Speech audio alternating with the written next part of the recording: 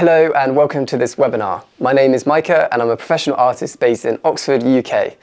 I've been a full-time artist for nearly 10 years and I use drawing and painting as a way to express the world and my experiences.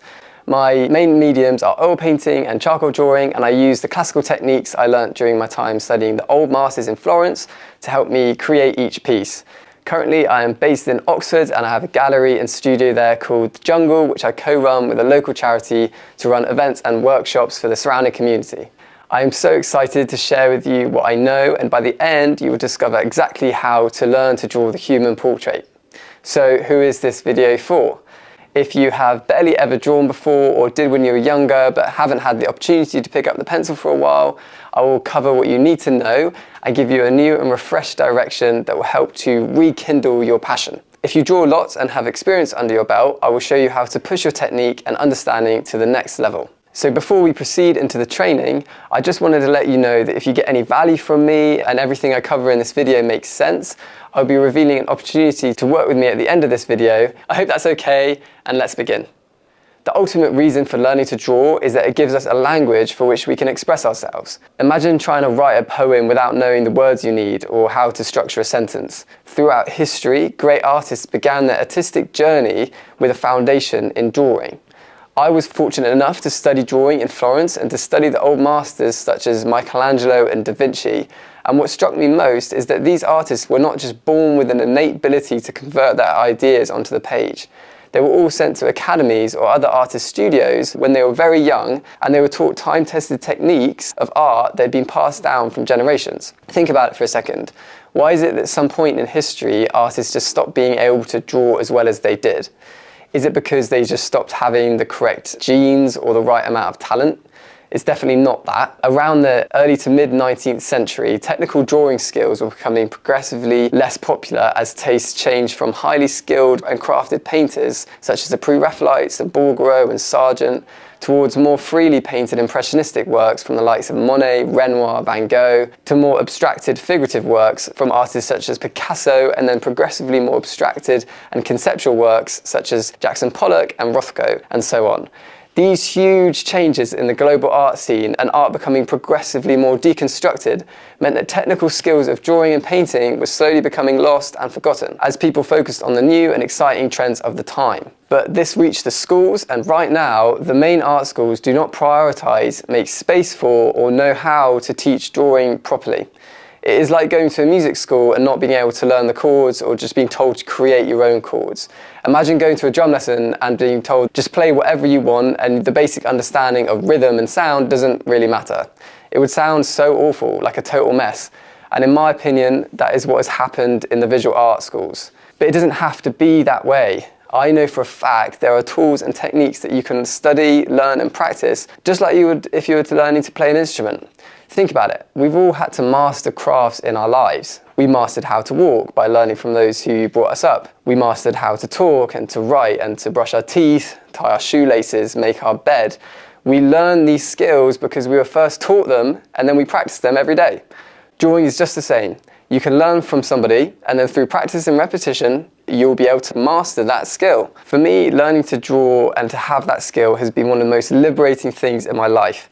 It gives me a way to express how I feel, but also a way to relax and escape into my own world. It is almost like a forced meditation. When I draw and focus on my subject, each mark, my mind just feels relaxed and I feel like I can unwind. I love looking at something that catches my eye and then studying it, and it helps me to see and appreciate it with more depth and focus. I also love being able to share where I have found beauty, life and truth with others. When we draw something, we are emphasizing that thing that caught our eye. Others might have missed it, and so by spending time to capture it, it encourages others to stop in their tracks and appreciate it as well. It encourages them to stop and smell the roses in their busy lives. For me, learning to draw was not an easy task.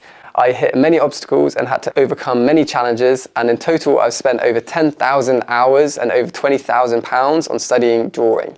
I've been to some of the best schools and studied under master artists, learning the time-tested techniques I spoke about earlier. I've also spent years experimenting with my own work and my own method, trying to create a method and approach that is both simple but beautiful. Not just for me and my own work, but something that which I can communicate and share with others too, so that they can experience the same liberating feeling that comes with being able to draw. I'm so passionate for the fundamental techniques of drawing to be widely accessible to people. It makes me upset that in order to learn these tools, people have to travel to Florence or spend thousands on art courses or try and piece together bits of information online. I always felt that learning to draw should be as accessible as learning to play the guitar. But when I was at school, I never really had that opportunity. It makes me so sad to hear so frequently that people used to draw when they were younger but gave up, or that they would love to draw but they don't have any talent. I get sad because in these cases, all that is needed is some structure and direction, just to get people started on the right track, just in the same way we needed structure and direction when we learned to write when we were younger. I get frustrated because people are often thrown into the deep end way too early and before they are ready for it. People are given a paintbrush before they can draw. Think about it. If you turn any painting black and white, what is it? It's a drawing. So how could we possibly be able to paint a portrait if you cannot first draw one? A painting is basically a drawing but with added colour. If we just added colour to a bad drawing, it is just as if we were to add icing to a badly shaped or broken cake, or if we painted the walls of a wonky and fundamentally disproportioned house. It could never work. Learning to draw first means that you can just get to grips and learn the elements of art, such as form, value, edge, shape, light and texture, without the added complexity of colour. We can become confident in how to hold a pencil or a brush and build up the dexterity of our hand without spending lots of money and making a lot of mess with paint. All of the old masters of the past began first with charcoal for this exact reason, and it makes sense, right? Many people, including myself, were encouraged to draw things that were way too hard too early. Life drawing, for example. I remember being told to draw a figure before I could even draw a mug. Think about it. How could somebody possibly draw a human figure with all the thousands of complexities, structures, planes, features, if they could not first draw a simple mug or teapot with very simple compositional features? It is like asking a child to play Mozart on the piano before they could even play Twinkle Twinkle Little Star. It makes no sense. But this is why people give up. They essentially get injured at art. They feel discouraged and disappointed. They blame their own lack of natural talent or ability rather than the real cause, which is that they're just being taught and trying to learn in the wrong order. It makes me so upset because I think about how many ideas, how many beautiful pictures have not come into being because people have just given up too early and not being shown the right path. How could somebody lift 30 kilograms at the gym if they cannot lift 15 kilograms? They can't, it's impossible. And if they tried, they would get injured. We have to gradually build up our strength, gradually increasing the way which we are lifting, and gradually we'll become stronger and stronger. It is the same with learning to draw. We gradually increase the complexity of what we are drawing until we become stronger. Our eye becomes more accurate, our hand has stronger dexterity, our mind is better at processing shapes and light, and our understanding of materials becomes deeper and more developed. It is at this point we can move forward into progressively more complex subject matter. I also want to focus briefly on the talent question. This is a big obstacle for so many people, and as I mentioned, it mainly comes from not having the right direction to begin with. I was never the most naturally talented artist at school, and sometimes my drawing was the worst in the class.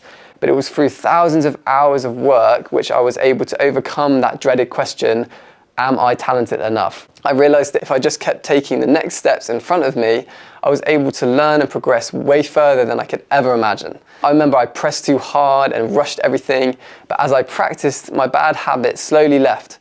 I had a teacher who once told me that all the great artists began at the same point. When they were young, they all just drew squiggles on a page and badly proportioned animals and cartoons. The difference is they just never gave up on their journey. So think of it like this. Whatever stage you are at your development in art, Da Vinci was there at some point too. I am so passionate about sharing what I know and have learned over the years of hard graft and work. From my perspective, all of the hours that I've spent in trial and error are hours that I could save somebody else who wants to learn. Don't get me wrong, drawing, like many other skills, takes time to learn. It takes practice and discipline. But if you have the right method and direction early on, you can learn so much quicker than if you just try to teach yourself. There's really no need to reinvent the wheel. Another common misconception held by some people is that if you learn to draw from somebody other than just teaching yourself and being self-taught, you are losing part of who you are in your own artistic style. I'm hoping from what I've already shared in this video that you can see how that could never be the case, but I just want to talk a little bit about that just in case. Think of it like your own personal handwriting. We could all write exactly the same sentence, and each and every one of our sentences would look so completely different and unique. This is the same with drawing. Our own personal handwriting will shine through everything we create. The weight of our lines, how we interpret light, all of this will be unique to us. Our personal style will come naturally as we use the fundamental tools and techniques we learn to draw what we love and what we personally gravitate towards, as well as how we are led to experiment and play with thousands of other drawing materials led by our own wonder, creativity and passion. These tools really are just a springboard from which you can jump into the endless possibilities of creating art. It is so exciting, and I can't tell you how much I want to share them with you. So if you recall, right at the start of the video, I explained that if what you had heard made sense and you felt like I could help you in some way, I was going to reveal a way you could work with me. Well, I've actually put together something I'm really excited to share with you. After a long time of thought and reflection as to the best way to connect and reach people with these lessons and to share my experience, I concluded that an online course was the best solution. Online programs make the learning process so much easier. You can learn everything at your own pace, and most importantly, you can watch each lesson as many times as you need. I've been in many in-person art workshops where I've been so desperate to want to watch what the teacher just did or said again. I've also designed the course to be as streamlined as possible. Many art programs boast that their videos are 8+ hours long, but for me that's just because they couldn't be bothered to edit it down. On my course, I spent just as much time editing the lessons so that they only included what's absolutely necessary, saving my students time and just making each video much easier to watch. You may also be wondering, a self-paced course is great, but won't I also need feedback to progress and improve? Yes, that is absolutely right, and I have a few different options to ensure you get all the feedback, support and encouragement that you need. The first one comes with the course and is a members-only Facebook support group. This group will consist of only me and all of those who are enrolled on the course. It is there to answer any questions, as well as a place to encourage one another and to share breakthroughs, progress, struggles and successes. It is designed to be a safe community of like-minded people who are pursuing the same goal in trying to improve their drawing skills and unlock creative freedom. The second is a personal mentorship with me, where you will receive direct instructions and guidance from myself. It includes in-depth drawing reviews that consist of a video sent just to you where I go through your drawing and give you feedback, tips and encouragement. As well as this, there are one-to-one coaching calls to go over all the work you have made and to make specifically designed targets and goals just for you moving forward. This, alongside the lessons in the course, will make sure you are on exactly the right track and ensure you are improving and developing your drawing as efficiently and effectively as possible. I now just want to take you through the course and to show you exactly what you will get. To begin with, before we get into any actual drawing, I have a number of mental prep videos. What they are designed to do is to start to help you build a foundation of resilience moving forward. We all know that learning something new can be tricky and can come with a lot of internal and external resistance. So I give some ideas and resources to help you navigate through the mental challenges that can come while making art. I also have a couple lessons here that encourage you to think about the why behind your desire to draw. Obviously, we are learning skills and tools to create something, so I just want to encourage you to start thinking about what that something is. If we have a clear vision of where we want to go, it helps to encourage us to keep going. That why will be the passion that fuels you, so it's important to spend some time thinking and developing it as we move forward in the course. There will then be a few lessons encouraging you to establish some kind of structure and rhythm. I had a teacher who once said that repetition is the mother of success, and that is so true. We need repetition and persistence to ingrain the new information and tools that we will be learning.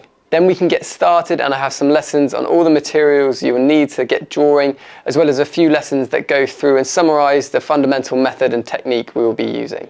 After that, we will be all set to start drawing, and all the lessons are carefully designed to build on from one another, each one increasing in complexity to ensure you don't find yourself out of your depth. The first lesson is drawing an eagle's portrait. Doing this will help you to become comfortable with your materials and the basic steps of the method I teach. After this, we will move forward and tackle what is called the planes of the head model. There are 3 demos of this head: profile, 3/4 and straight on. This head is a simplified version of the portrait, and through this exercise you will refine your hand and your eye. It is such an incredibly good tool for pushing your craft, and you will be able to see clearly your level and your ability as you draw this head. We are balancing many different shapes and planes together and ingraining the basic anatomy and proportions of the head, understanding more deeply how light affects and shapes the basic construction of it. When you feel comfortable with this head from each of these 3 angles, we can up the complexity a little more, and it is like adding a few more weights at the gym. We will then start to draw another planes of the head abstraction, but this one includes slightly more complex features such as the eyes and more specifically shaped details. This will push your eye and your hand even further and really start to challenge you and prepare you for the human portrait. Again, there are 3 in-depth demos of this head showing you the whole process from start to finish. After this, we will move forward to a real human head, but before we tackle everything at once, we will just focus on one feature at a time. So there is a demo that just focuses on the human eyes. This will help us to apply what we have been learning to a real face and to start to go into a little bit more detail. Then we should be ready for the big lesson in tackling the human portrait itself. The whole course leads up to this point, and so you should be so excited to see the fruit of all that you have been working towards in this lesson.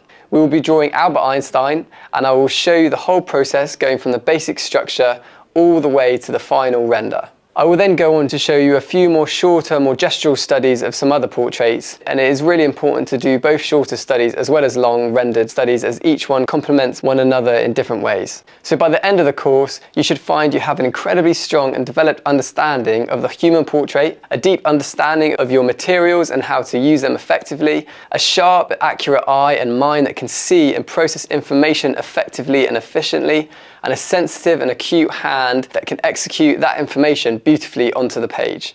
You will be ready and set to go off and articulate your ideas and just to have fun. You will have the means to do so now, and it's so exciting.